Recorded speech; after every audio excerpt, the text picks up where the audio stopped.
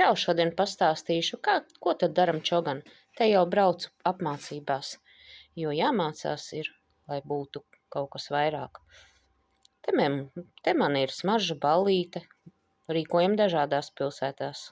Ja gribi, piesaki savu.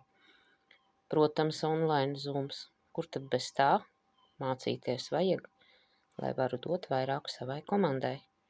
Nu, protams, komanda, kur tad bez tās, un jautrība mūsu komandā ir vienmēr. Nu tā atrādu, kā precīti atnāk, visiem parādu klientiem, pastāstu vairāk par viņu. Un, protams, arī notestēju produktus, pamēģinu, izstāstu, kā man patīk vai nepatīk, vienmēr godīgi.